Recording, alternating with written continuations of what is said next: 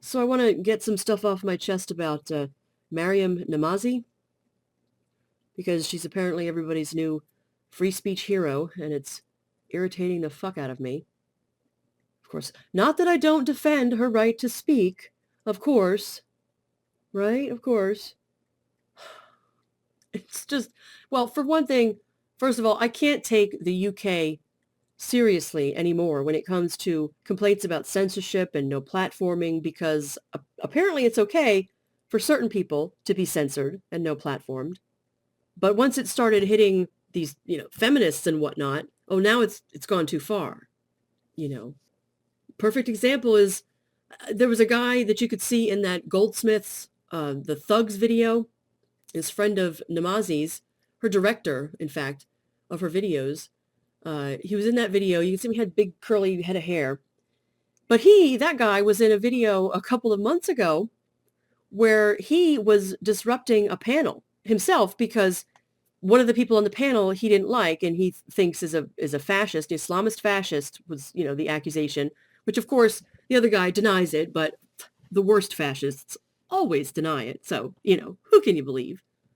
But the guy was there screaming and yelling about this person on the panel and saying, I can't believe that my union at my university invited this guy to speak and he's terrible and blah, blah, blah.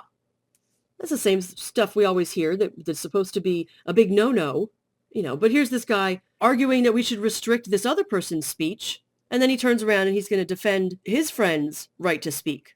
It's like, I hope he understands that we're supposed to be willing to listen to that stuff that's hard to listen to that stuff that bothers us and upsets us. We're supposed to be able to listen to all of that so that we can find the flaws and poke the holes in the arguments and tear it down that way. Right? That's what people always tell me. And we all know that we have to protect the worst kind of speech, the least popular speech, or else they'll come for you next. Right? Right. Well, that's exactly what they're dealing with in the UK these days.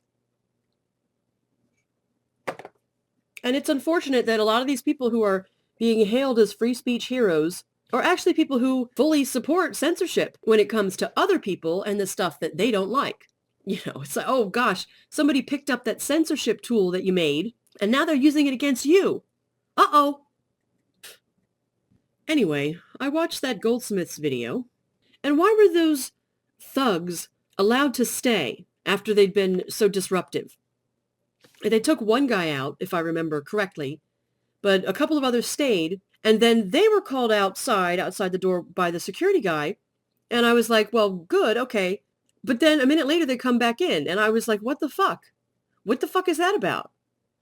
Maybe I should email that Christakis lady and ask her if that sort of stuff is the behavior that's covered under the Let Kids Be Obnoxious on Campus clause of, the guidelines of acceptable behavior. Maybe that's why they were allowed back in, because, hey, go ahead, be obnoxious if you want. I mean, come on. Seriously? And like Namazi said at the beginning of her speech, it's people like her that need safe spaces. She said it, and I agree with her. I don't know why she's not, holding some sort of standard. Is it martyr time? Is that what you're doing? You're going to be a martyr and let people book you into these completely unsafe spaces, these physically unsafe spaces where people are sitting literally one footstep away from your equipment, where people are walking back and forth right in front of you to go in and out of the door. You're like, where is the accountability for the people who arranged this talk with this supposed quote unquote controversial speaker who often talks about how she's an apostate and apostates are threatened with death? What responsibility do the people that invite her have to arrange for her to have a safe space? You'd think it would be a little bit of a responsibility, just a little tiny bit, but hey, I don't want to sound like one of those crazy PC wild social justice warrior safe spacer types. I guess we're just supposed to let everything be fucking chaos. And then you have the idiots at the other student unions putting out statements that it's like, could you be any more self-defeating? Who's making these statements? Whose idea was that? Could they maybe read a book, learn some fucking strategy and tactics or something? It's like, it couldn't have turned out better for these rad femmes who act like they're victims of censorship. It couldn't have turned out better for them than if they had planned it. And now Namazi can add more people to her list of the quote-unquote pro-Islamist left. And she's talked several times, many times in the past, about the pain of the betrayal from the pro-Islamist left. For example, like she says in this clip. Now, I have a special dislike, to put it lightly, for this pro-Islamist left, because I myself am on the left, and I do feel such a betrayal. I don't expect anything better from the far right, from the right, from governments and so on and so forth, but I do expect a lot more, and therefore it just feels really upsetting to see a left that sides with my oppressor, with my so-called fascist against their own. And I listen to that and I'm like, oh boy, sister, do I hear you? I really hear you. I know that feeling. Totally know that feeling for sure. But I have to take that with a huge grain of salt because I know that Namazi herself dabbles in a bit of betrayal and promotes a bunch of terrible anti-sex work feminists. Like, for example, Ina Shevchenko, the supposed alleged leader of Femin. Now, Shevchenko is a woman who literally physically assaulted a sex worker as part of one of her stupid protests. She jumped up on the stage, throws off her jacket, runs over, pushes this girl over, and this guy too, and, goes with the fist-pumping feminist shtick. What the fuck is that? And Namazi is totally fine with her, has hailed her as a hero, name checks her in her speeches, and in fact, the speech that she gave at Goldsmiths is one that she's been giving at a few different places recently. It's her latest talk that she's been giving. And here's the text of it. And in the text and in other versions of this talk that are online, she name-checks Shevchenko right in that speech. But for some reason, she left it out of the Goldsmiths thing. Like, she said the same stuff, but she said, instead of saying, according to Ina Shevchenko, she said, in my opinion. So she, credited herself with the thing, which was weird, I thought. And she invites Shevchenko to speak at conferences that she's organizing, interviews her in her videos, and just recently she went to have some, engage in debate at some feminist training camp. Like, seriously? What were they training you to assault sex workers at the training camp? I wonder. I mean, my God, could you imagine if somebody jumped up on stage when Namazi was speaking and ran over and pushed her, like her friend pushed that sex worker? Could you imagine the outcry there would be? And she's pals with lots of other terrible rad femmes, ones who haven't, as far as we know, literally physically assaulted a sex worker. Bindell and Smurthwaite and so many more. But no, it's not just about her shitty friends, as shitty as they might be. I mean, I wouldn't want to engage in any of that assigning guilt by association stuff, right? Can't do that.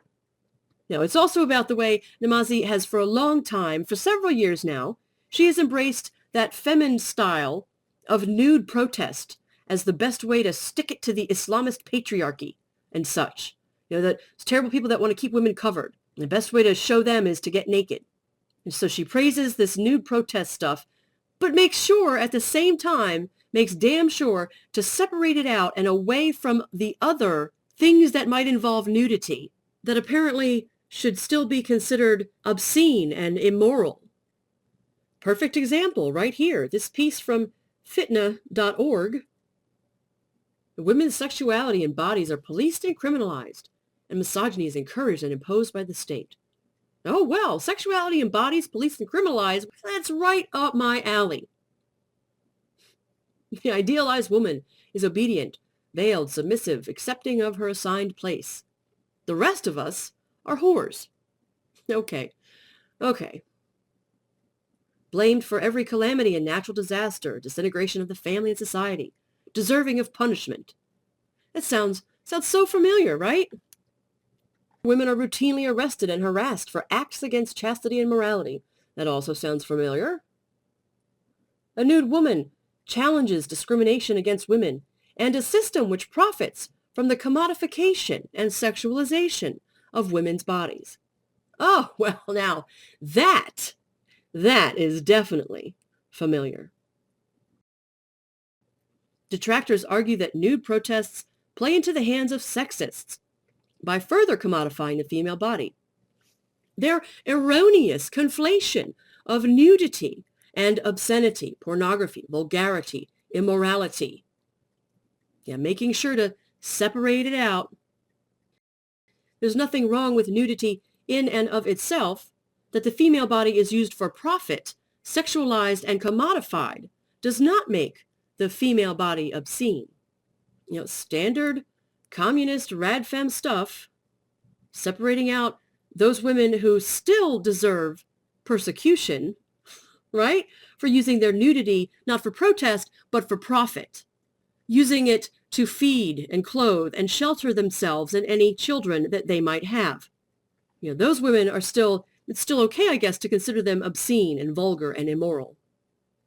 She quotes Shamali, "When women refuse to sexualize themselves and use their bodies to challenge powerful interests that profit from that sexualization, the words we should use aren't lewd and obscene, they're threatening and destabilizing.